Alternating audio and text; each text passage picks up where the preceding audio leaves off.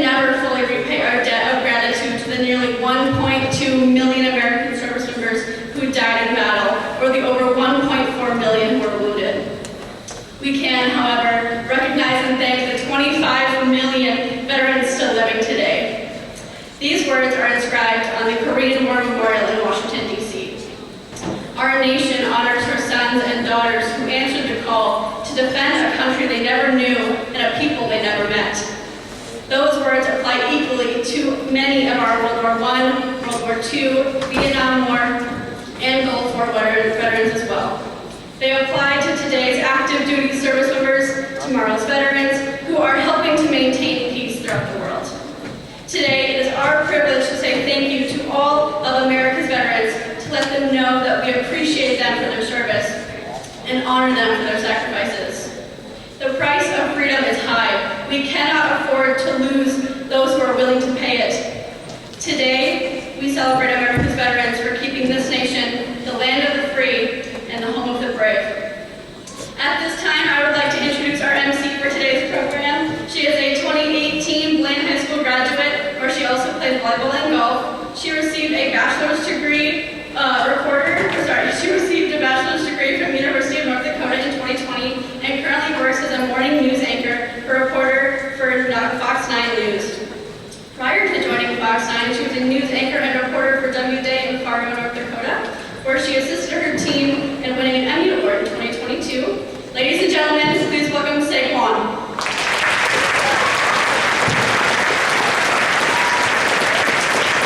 Thank you, Isabel. And good morning, everybody. What a special day, and thank you for letting me be part of such a special program here at Blaine High School.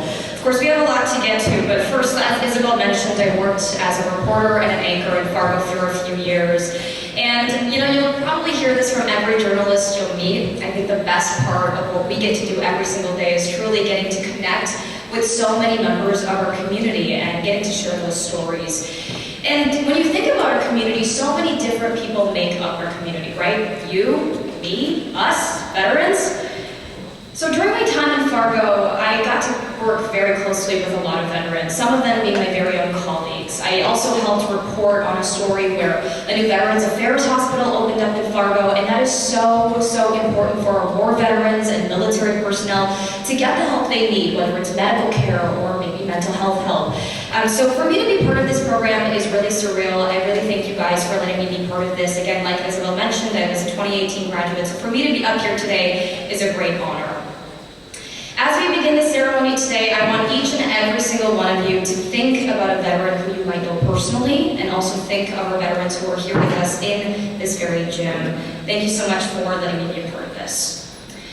So to my left, you may notice a chair draped in a black cloth with a rose right at the front of the stage. This represents all of those still listed as POW MIA who could not be with us here today. At this time, we would like to present the branches of our nation's military: the Army, Coast Guard, Marine Corps, Air Force, and Navy. As we call out each branch, we invite everyone here to stand when the branch you served in is announced, or if you have a family member who served or is currently serving. Again, please stand when their branch is called out. The United States Army.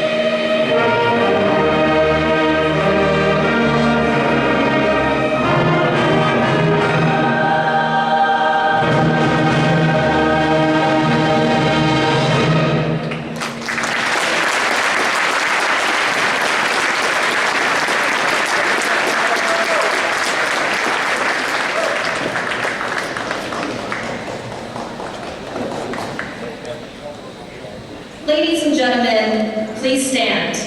At this time, we would like to present our nation's colors.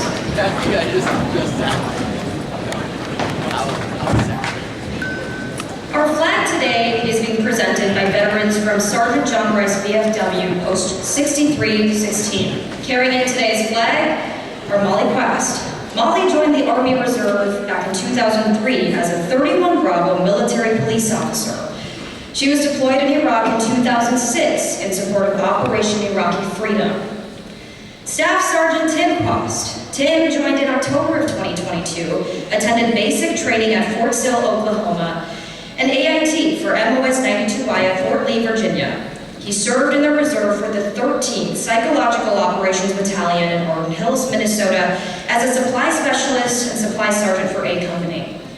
He was deployed to Bagram Airfield, Afghanistan in 2007 as an A Company supply sergeant for 12 months. After returning stateside, he reclassed to 37F as a psychological operations specialist and was deployed again to Bagram Airfield in 2010. Throughout his career, he was awarded the Afghanistan Campaign Medal, Defense Meritorious Service Medal, Army Commendation Medal, and the Good Conduct Medal.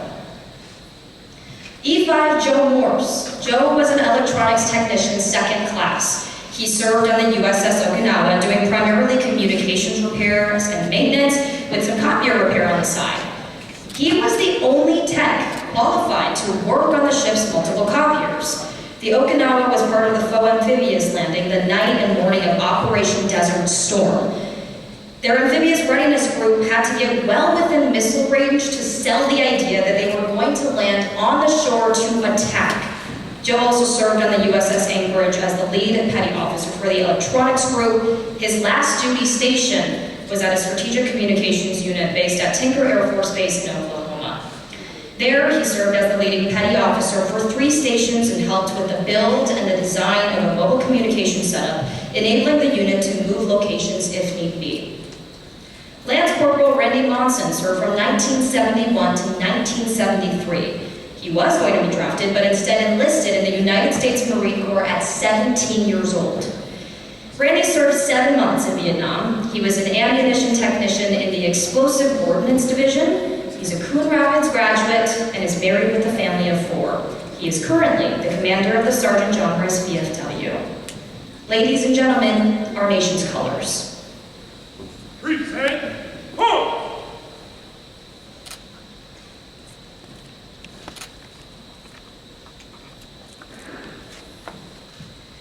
Ladies and gentlemen, please join me as we recite our Pledge of Allegiance.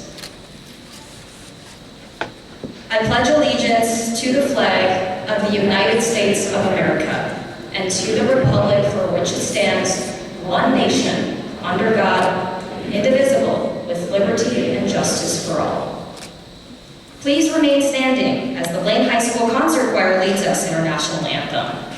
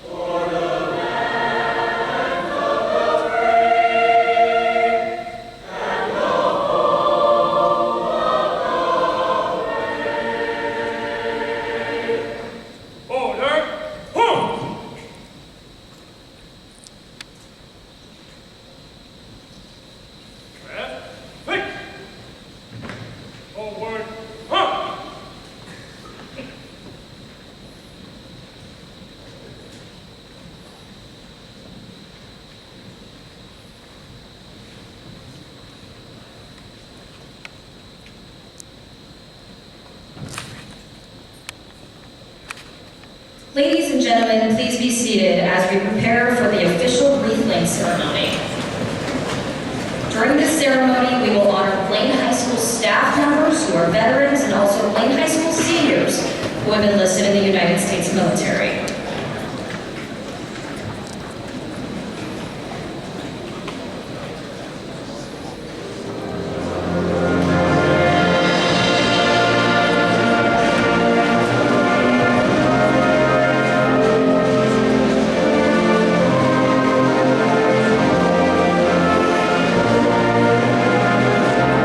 Presenting the wreath for the United States Coast Guard, Lieutenant Commander Vern Bauer.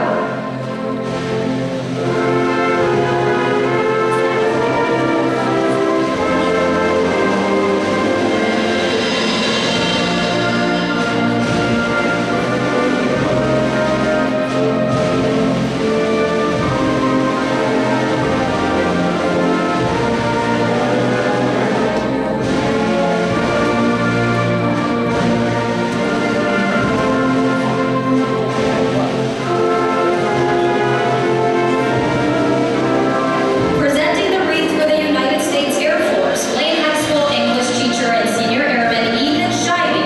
Mr. Scheibe began his service in 2020 and just returned back to Blaine High School after being deployed to Air Base 101 in Niger.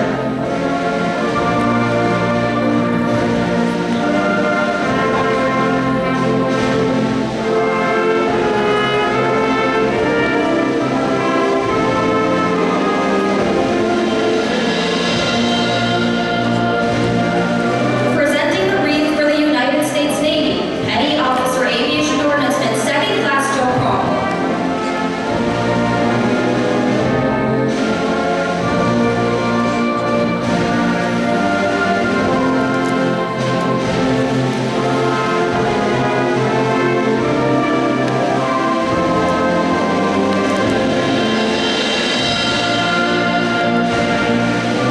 Presenting the wreath for the United States Marine Corps, Private Carter Ritzenaya, accompanied by Blaine Senior Matthew Rakowitz and Blaine Technology Para Alan Clems. Mr. Clems served from 1996 to 2005 as a Sergeant E5 and was a computer technician in the Marine Aircraft Wing, spending time in both Arizona and Japan.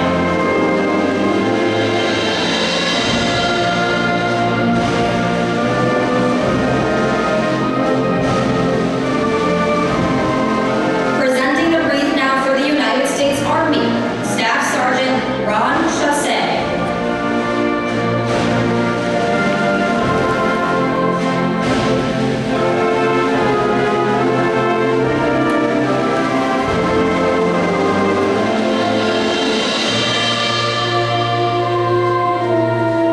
Presenting the wreath for the National Guard, Staff Sergeant Brad Christensen, accompanied by Blaine Senior Jacob Walker Sandy.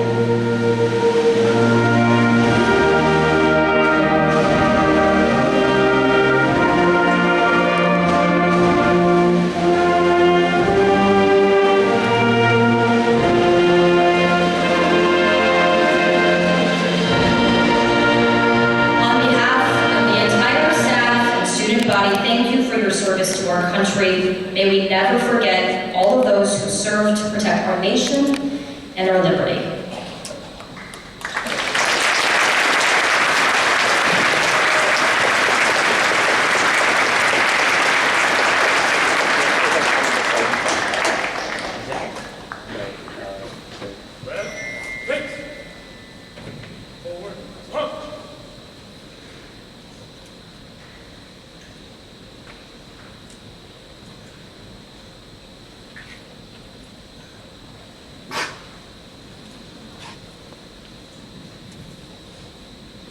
A native of Olivia, Minnesota, Joe Kelly served 31 years in the United States Army and Army National Guard. He worked full-time for the Minnesota National Guard for 25 years, including tours as Chief of Staff and Assistant Adjutant General. As an armor officer, he commanded troops at the company, battalion, and brigade levels.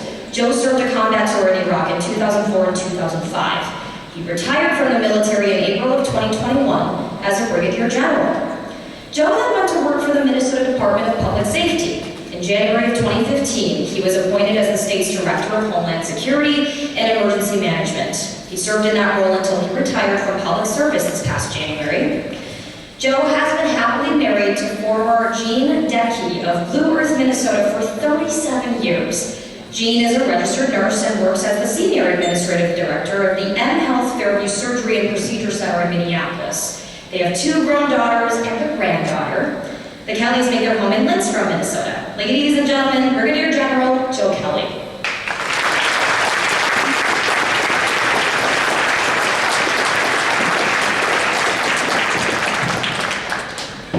Hard act to follow a newscaster. I'll do my best. Good morning, everyone. And thank you for the opportunity to be with you today as we honor the men and women who have served in our nation's military. I really enjoy coming to schools for Veterans Day because being with you students reminds me why we serve and what we must defend. Our country's future, your futures. Veterans Day is a day we thank all those who served in the United States Army, Navy, Marine Corps, Air Force, Space Force, and Coast Guard, active duty, National Guard, and reserves. As long as there are wars and threats to our safety and security, we need people who are willing to join the military to stand between us and harm. People who will protect us, our way of life, and everything and everyone we hold dear. And that willingness to serve others is what makes veterans special. Last week, I had an appointment at our local clinic. After I got checked in and my vital signs recorded, Vicki the nurse and I had a few minutes to chat before the doctor joined us. And at some point, she just rather offhandedly mentioned that she had served in the Air National Guard back in the 1970s. Now, Vicki, who's about the same age as my oldest sister, also very proudly self-identified as a little Italian grandmother, which was a lot more obvious to me than her status as an Air Force veteran. But as I drove home, I was once again struck by the notion you just can't tell who they are.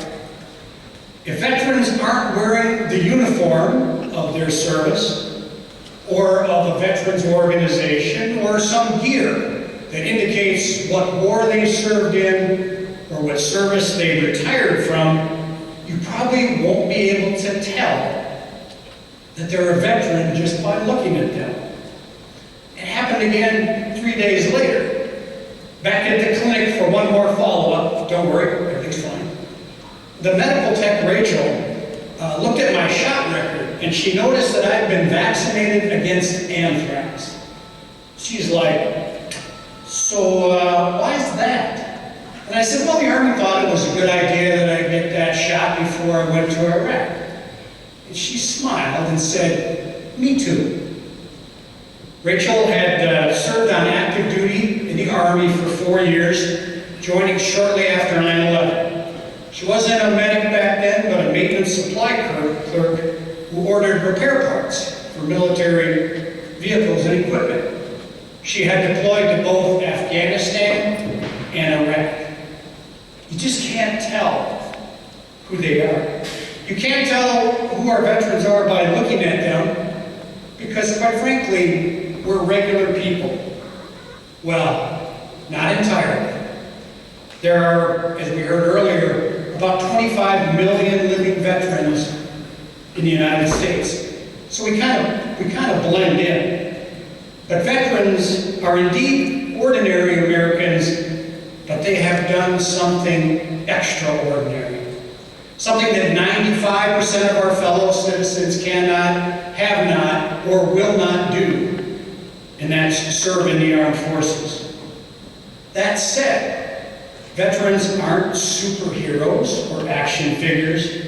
Now, some are genuine heroes that have done incredibly brave and heroic things in combat. And some have suffered serious physical, psychological, and emotional wounds. But most of us are regular people. As an example, let me tell you about one of my favorite veterans, my dear departed father-in-law. Ray was born and raised on a farm in far northwestern North Dakota during the Depression and the Dust Bowl years. Upon graduating from high school in the middle of World War II, he immediately joined the United States Navy. The Navy recognized Ray as a pretty smart kid, so they started training him on some of the most up-to-date technology of the day, something called radio detection and ranging, or as we all know today, radar. Ray deployed in both the Atlantic and Pacific theaters. When the war ended, he returned home and went to work for John Deere as a regional sales rep in North Dakota and Montana. He later bought into a farm machinery business down in southern Minnesota that he owned and operated for 40 years. He fell in love, got married, and helped raise three children, including my wife, Jean. Ray also served on the boards of the local bank and the community hospital. He was very proud of his service in the Navy, but he never made a big deal of it. Ray was a veteran who kept on serving long after he took the uniform off. And I could tell stories of veterans I know and love all day, including my dad, my uncles, my brother, my daughter, and countless friends. But I think you get the point. And by the way, they're all a lot like Ray. You can't tell who they are. In the professions of arms, each service has established values, ethics, and codes of conduct. And each branch has something that sounds very much like the Army's value of selfless service, which is simply defined as putting the needs of others ahead of your own. Well, veterans certainly place the needs of others before theirs when they put the uniform on. And in many cases, like Ray, they continue to do that for the rest of their lives. So on Veterans Day, we gather, just like we're doing this morning, to remember, honor, and thank our veterans for their service and the enduring gifts they have given us. But we don't serve alone. This coming Sunday, Jean and I will be at US Bank Stadium for the Vikings Salute to Service game against New Orleans Saints. If you're a football fan, that game got a whole lot interesting last week. Sometime before kickoff, the public address announcer will ask all the military veterans to stand up so the crowd can show appreciation. As I rise, I will place my hand on my wife's shoulder to recognize and thank her for serving right alongside me for more than 30 years in the Army. You students are all at or near the age of military service. And a few of you, some of your classmates already have, who will decide to serve in uniform. And there is great importance, honor, and satisfaction in being a soldier, sailor, Marine, airman, guardian, and Coast Guardsman. If you decide to join one of our armed forces, you will be welcomed into the ranks, and you will do something important for the common good. However, most of you won't have the military vocation, and that's just fine. If you don't, my question for you is, what will your act of selfless service be? Will you pursue a career in government? Will you teach or coach? Will you be a member of an organization that cares for the elderly, the poor, or the disadvantaged? Will you be a volunteer firefighter or a paramedic? Will you go into law enforcement or some other criminal justice career? Will you seek public office? Will you work for a socially responsible business that gives back to the community? Will you be a good neighbor? There are many ways to serve. And my challenge to you is to find a way that puts the needs of others ahead of your own, at least some of the time. If you do, you will honor the service and sacrifices of generations of veterans, and you will pay back, more importantly, pay forward those veterans that gave us the good fortunes that we enjoy today and the opportunities we hope to have tomorrow. So today, and every other day, let's give thanks to our veterans and be grateful for what they have given us.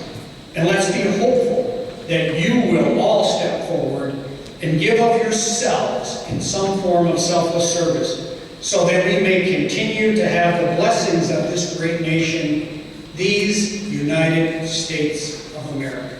Thank you.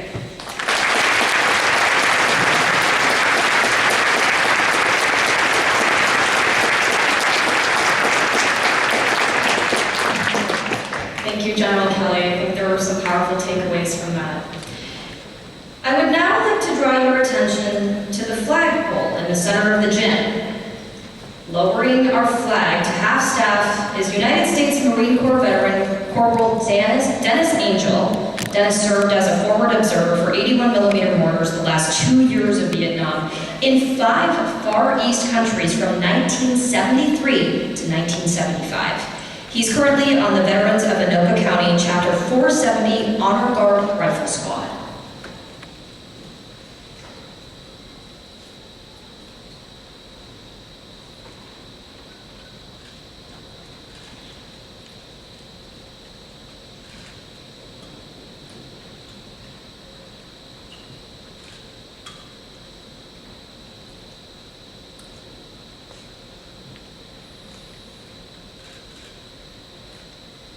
Ladies and gentlemen, we would now like to pay tribute and honor those service members who have made the ultimate sacrifice in defense of this country with our Battlefield Cross ceremony.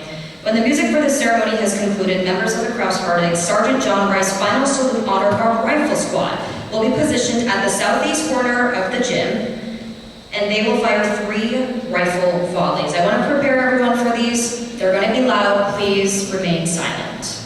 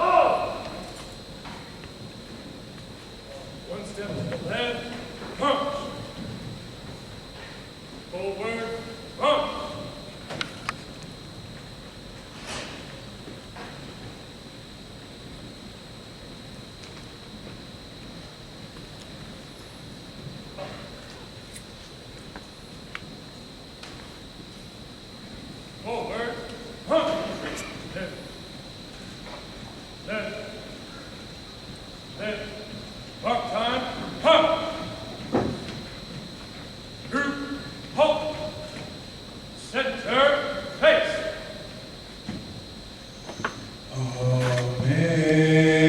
Amazing grace, how sweet the sound that saves a wretch like me.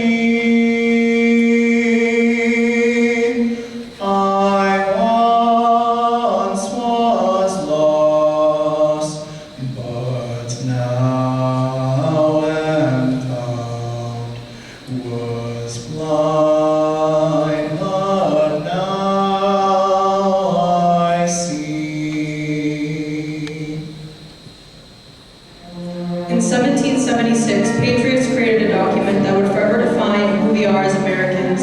Here in part is what they wrote. We hold these truths to be self-evident that all men are created equal, that they are endowed by their Creator with certain unalienable rights, that among these are life, liberty, and the pursuit of happiness.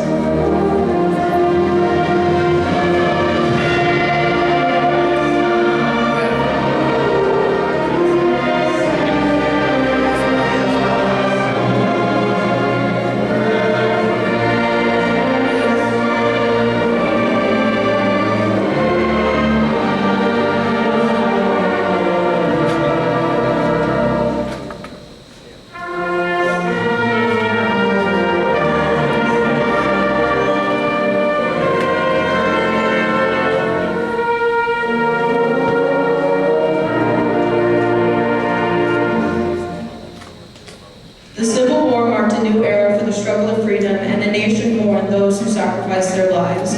Listen to the words of Abraham Lincoln, that we here highly resolve that these dead shall not have died in vain, that this nation under God shall have a new birth of freedom, that the government of the people, by the people, for the people, shall not perish from this earth.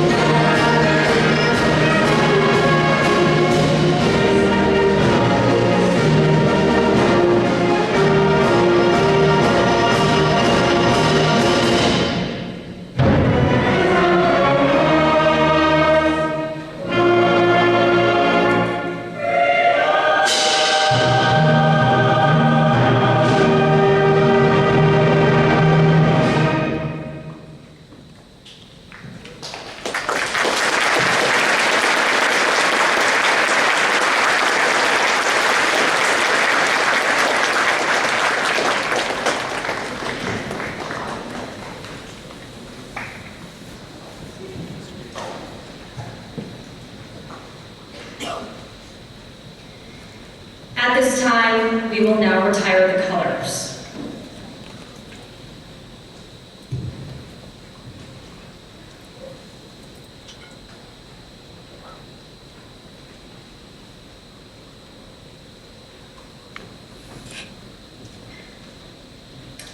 I think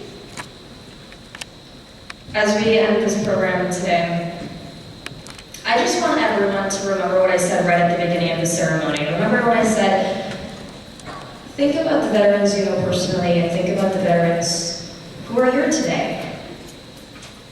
There are so many big takeaways from what just happened. And as you go about your classes today, as you go about your weekend plans, I want you to think about that. Today isn't the only day we honor our veterans, right? And not just tomorrow either. We should be thinking about the sacrifices they make for our country every single day moving forward. These people are heroes. These people serve our country and fight for freedom. These people are our veterans, and I think we need to take that into consideration. Not just today, not just tomorrow, but every day.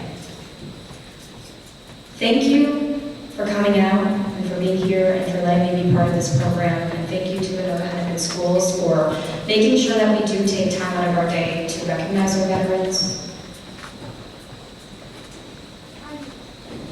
and to take this time to pay tribute to them. Thank you so much. Veterans here today, please stick around for a photo. We're going to meet in the South Bleachers at the end of this program. Thank you so much for being here. Students are dismissed to break period. Thank you.